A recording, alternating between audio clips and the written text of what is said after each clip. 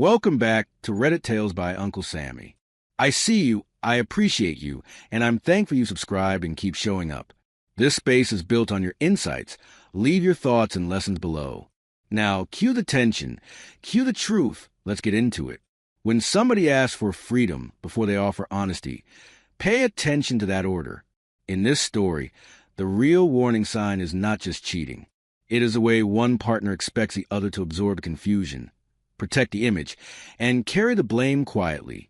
A useful boundary lesson is this. Once you realize someone wants the benefits of commitment without the duties of truth, stop arguing for your place in their life and start protecting your peace.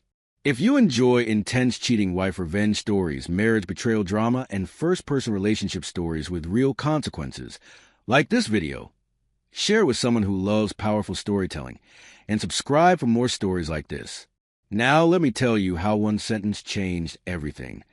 My name is Solomon Reed, and for most of my adult life, I made a living listening for what other people missed. I tuned pianos in black churches, old schools, funeral chapels, and community centers across Baltimore. I could hear when one string pulled a whole chord out of balance. I could hear when a room was warm enough to swell the wood and flatten a note. That kind of work follows you home. So when my wife started sounding different before she ever looked different, I noticed. Not all at once, not dramatically, just enough for my chest to tighten when she said my name. Camille and I have been married 9 years, together for 12, and ours used to be the kind of marriage that ran on little rituals more than grand decorations. Saturday mornings, we went to Alma Mae's diner near the bus loop and split cinnamon biscuits with peach preserves. Sunday evenings, she watered the plant on the front stoop, while I polished whatever piano keytops I had brought home to finish. She folded bath towels in thirds, never halves. I kept brass screws and felt strips and peppermint tins lined up on a shelf in the basement shop. It was an ordinary life, which was exactly why I loved it. Camille was not loud by nature. She liked clean counters, iron sheets, and those narrow notebooks with cream pages and expensive paper. She worked donor relations for a small arts foundation downtown, and she had a soft, persuasive way of talking that made rich people feel thoughtful and school children feel important. When we first married, she brought herself into a room. She laughed from her stomach. She sat cross-legged on the couch and read out snippets from strange grant applications. Then sometime that spring, she became careful in a new way.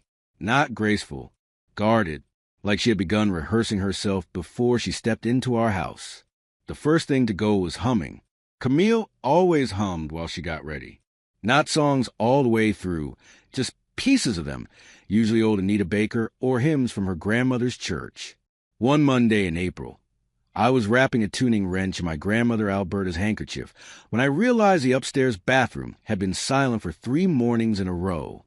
That sounds small until you live with somebody long enough to know the soundtrack of their ordinary body. Silence from a person who is usually musical is not peace. Sometimes it is editing. Sometimes it is concentration. Sometimes it is guilt trying not to make any unnecessary noise. The next sign came at Alma Mae's. We were in our usual booth under a framed photograph of the old Pennsylvania Avenue jazz strip, and the waitress with the silver braids had barely set down our coffee before Camille turned her phone face down beside her water glass. She did it so quickly it looked practiced. Then she smiled too brightly and asked about the baby grand I had been restoring for New Mercy Baptist. I answered, but my attention stayed on that phone like it had its own pulse. Midway through breakfast, it buzzed once. Camille didn't even glance at me. She just pressed her hand over it and said, "Work never stops," in a voice that sounded prepared. After that, she began using words that did not belong to us. Lightness, expansion, being seen. Camille had never spoken like a lifestyle podcast. We were grown black folks in Baltimore with mortgages, church obligations, aging parents, and jobs that wanted more than they paid for.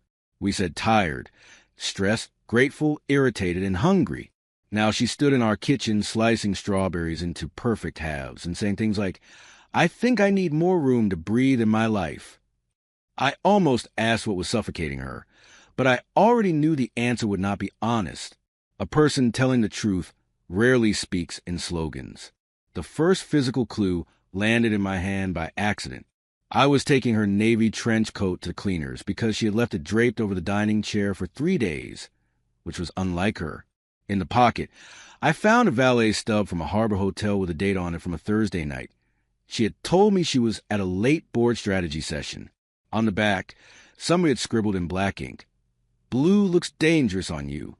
No name, no heart, no lipstick, just that sentence, casual in the way only intimate things can be.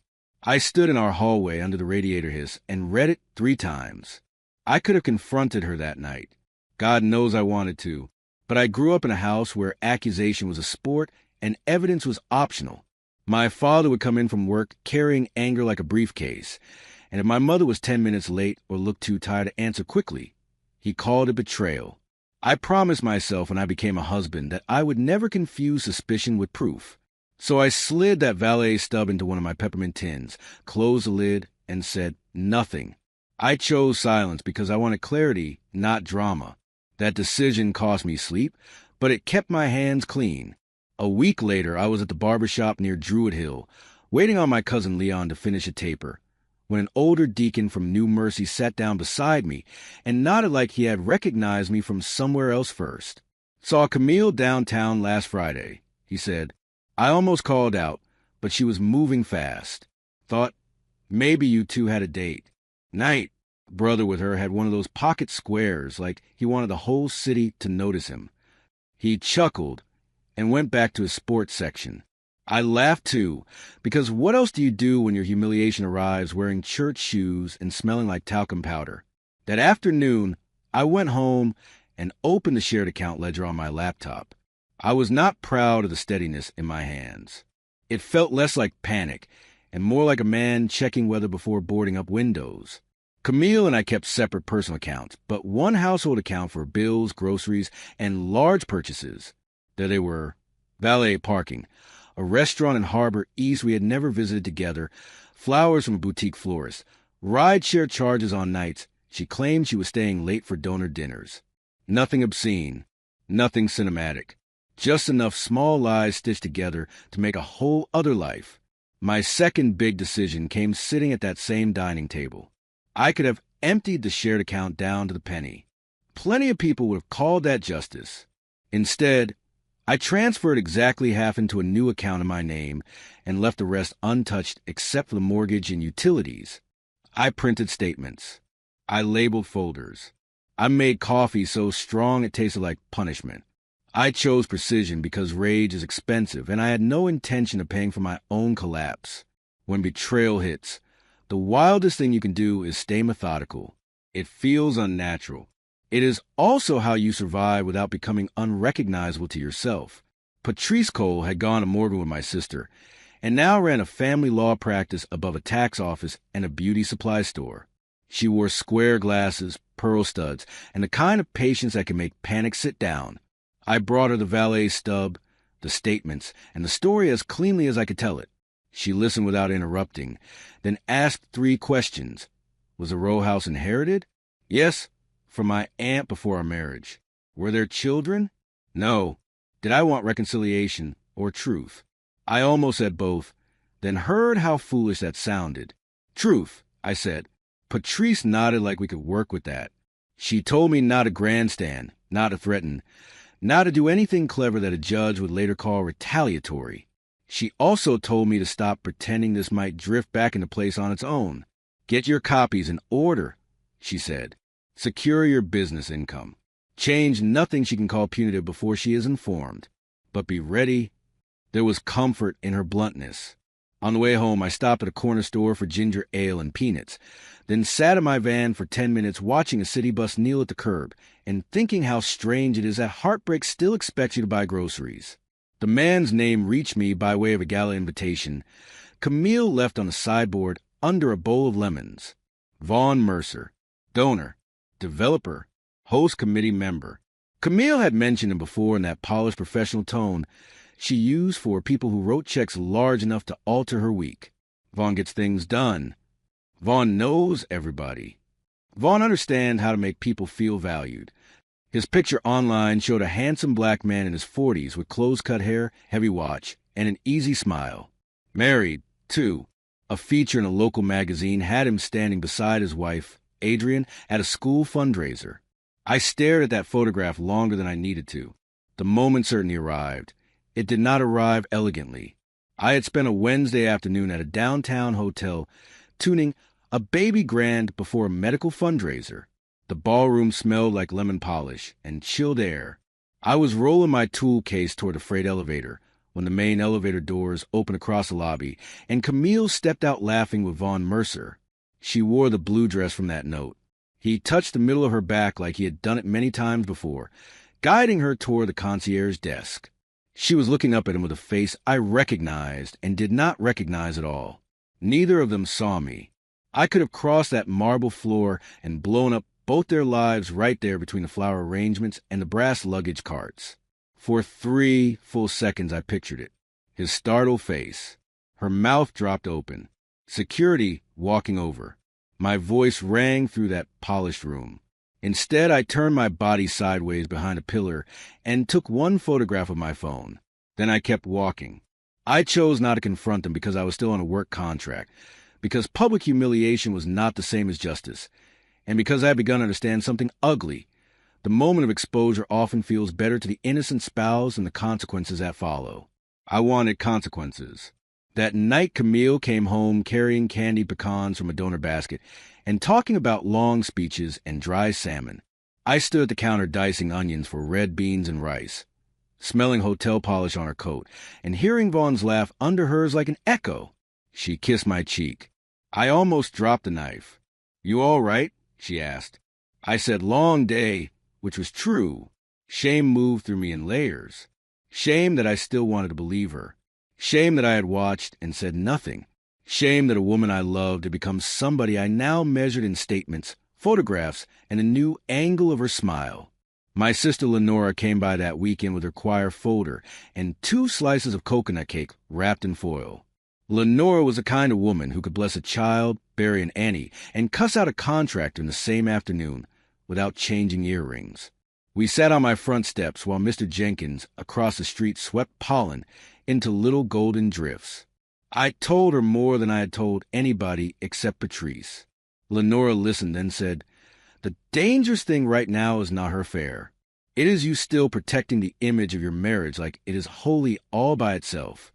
She looked hard at me. Truth does not ruin what lies have already broken. After that, I started noticing how often Camille floated ideas that sounded like test balloons. "Do you ever think people can outgrow a life without anybody doing anything terrible?" she asked one night, while moisturizing her hands in bed. Another evening, she stood in the doorway of my basement shop, looking at the old upright I was rebuilding, and said, "Some things are beautiful and still too heavy to keep moving around." I knew she was not talking about the piano. She wanted to say something and still be thought well of. That is a very human desire. It is also where a lot of cowardice dresses itself up as maturity. The home tablet sealed it. We used one old tablet mostly for recipes, weather, and video calls with my mother.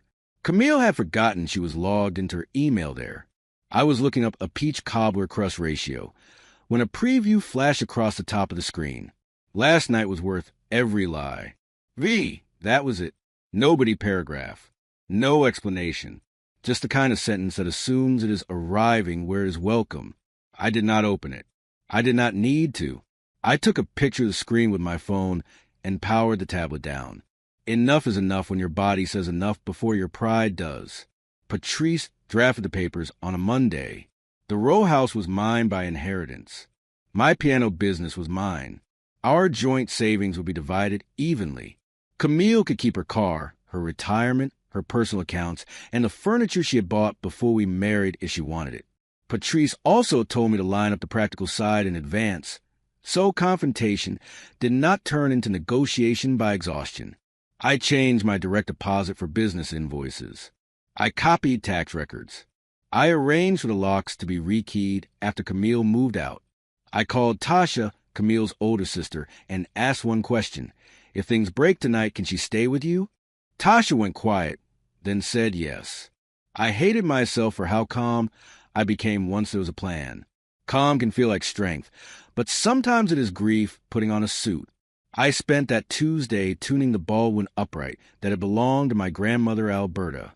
Its walnut case still carried a faint scent of the lavender sachets she kept inside the bench. I replaced 2 worn hammers, polished the brass pedals, and listened to the notes bloom into alignment one by one. Every family has one object that outlives the people who touch it. In ours, it was that piano. I remember thinking that it would wire and felt could be restored after decades of neglect. A man ought to be able to restore himself too. Camille came home just after 7 with a bakery box in her hand, and that distant, polished expression she wore when she'd been somewhere emotionally expensive. Rain had started, making the row house windows glow with reflections from the streetlights. I had already made turkey meatloaf, collards, and mashed sweet potatoes. The table was set, not romantically, properly. She looked around like she was trying to read what version of the evening she had stepped into. "You cooked all this on a Tuesday?" she asked. "It felt like being home," I said. She set the box down. "We need to talk after dinner." I said, "I know." She barely touched her food. I noticed because I had spent years learning the language of her appetites. Usually she ate collards first and saved the potatoes for last. That night she kept smoothing her napkin over her knees and glancing at the rain on the window. Finally she put down her fork and said very softly, "Solomon, I do not know how to say this in a way that does not hurt you."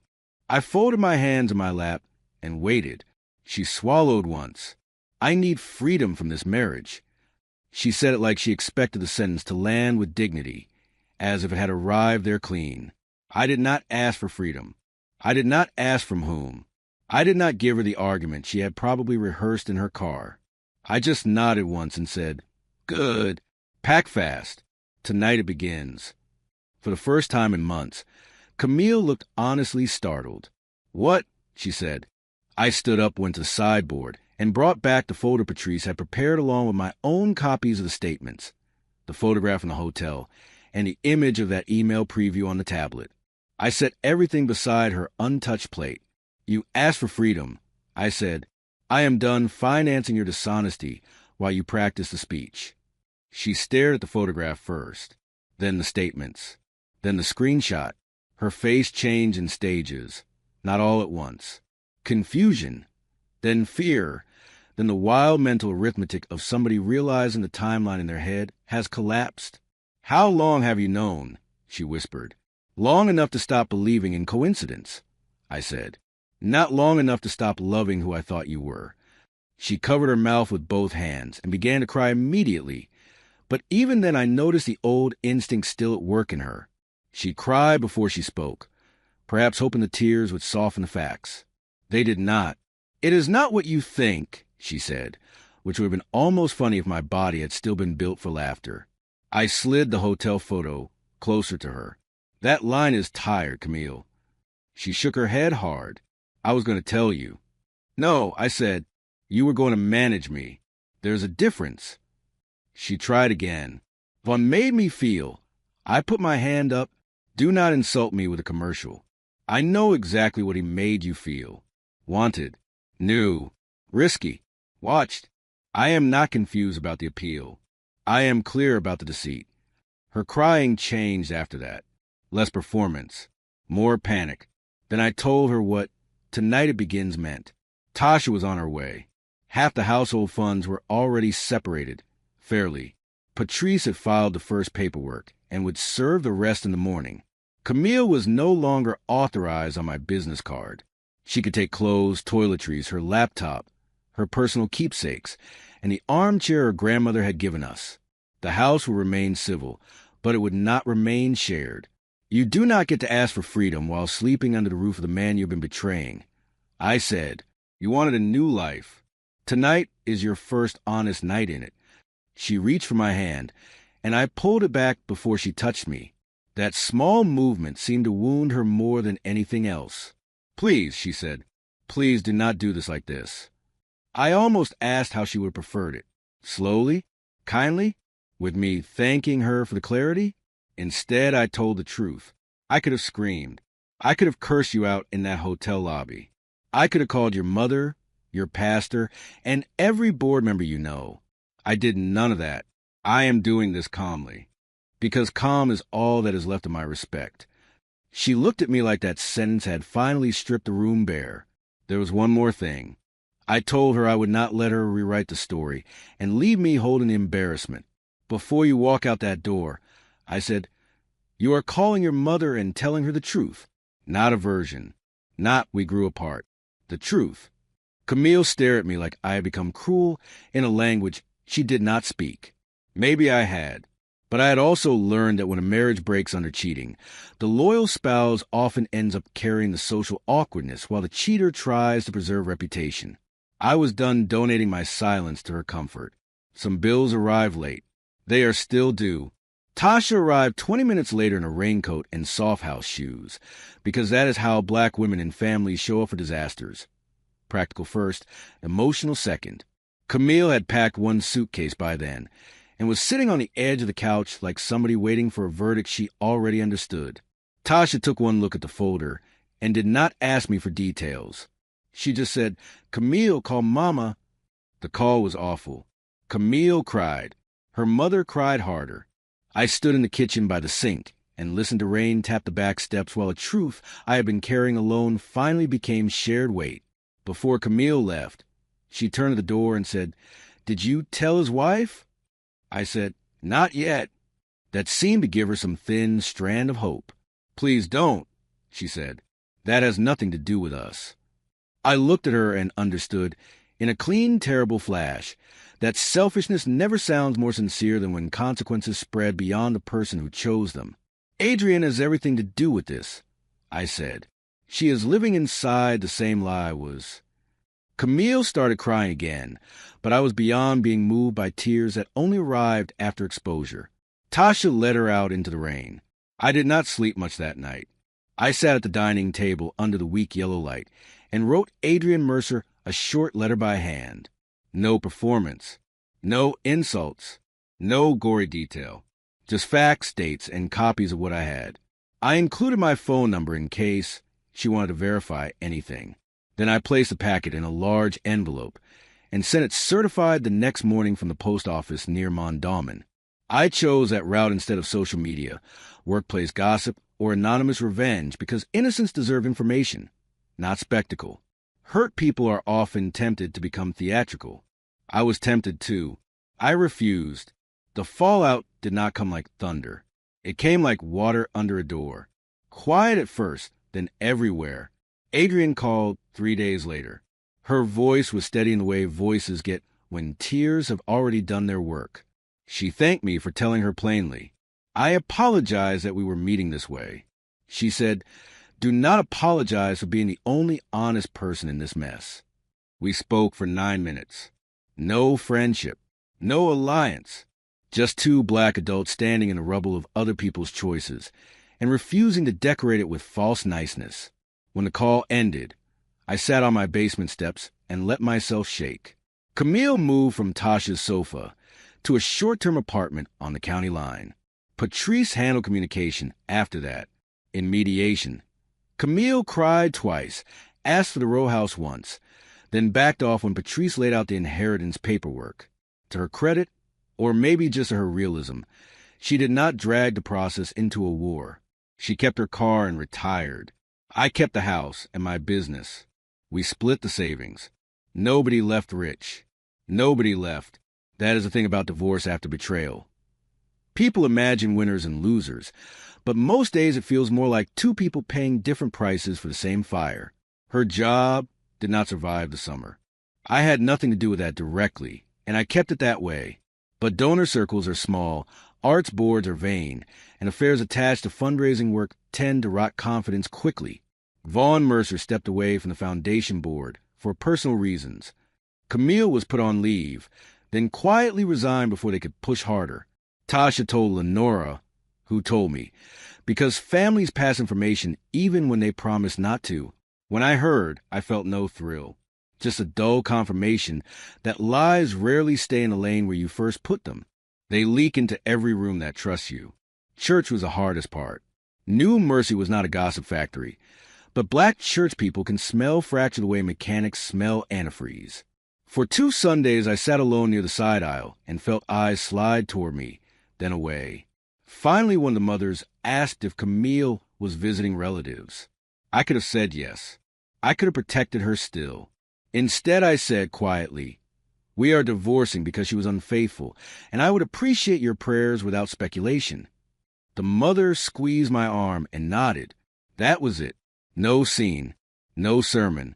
Truth, once spoken plainly, often needs less maintenance than a lie. By October, the house had begun to sound like mine again. The radiator knocks in the front room. The scrape of my work boots on the basement stairs. The soft click of peppermint tins opening and closing while I sorted piano pins by size. I started cooking for myself without resentment. Catfish on Fridays. Turkey chili on cold nights. Sweet potato biscuits on Sundays, though they never rose as tall as my aunt's. I finished my grandmother's Baldwin and donated it to a youth music program on the West Side. Watching teenagers crowd around that old upright, tapping out chords and laughing off-key, did more for me than any speech about healing ever could. Camille came to the house in November just before dusk, wearing a wool coat I had given her for our 5th anniversary, and looking smaller inside it. I opened the door, but did not invite her in. She said Vaughn had gone back to his wife for public appearances, and then moved out anyway. She said she had been seeing a therapist. She said she knew now that she had confused being admired with being loved. All of that may have been true. I listened because listening is my habit. But when she asked whether there was any road back for us, I answered immediately, "No, there is not." Sometimes mercy is clarity. She stood on my stoop with tears shining in the porch light and said the line I suppose every person in her position reaches for eventually. "I made a mistake." I said, "A mistake is forgetting an anniversary dinner or denting a bumper in the rain. What you did was a chain of decisions you protected over and over." She closed her eyes like the words hit physically. I did not raise my voice. I did not enjoy it. I just refused to hand her a softer definition of what she had done. When she finally walked back to her car, the block was quiet except for a bus exhaling at the corner. I locked the door and went downstairs to tune a stubborn middle C. What stayed with me in this story is not the affair partner, and not even the line about freedom. It is the moment Solomon refused to carry Camille's edited version of events. From the call to her mother to the note, he sent Adrian without spectacle. Boundaries are not revenge because they are loud. They matter because they are clean. Once trust has been mocked, as it was at that kitchen table and on that hotel floor, grief may still be necessary, but confusion is not. Accountability begins where image management ends.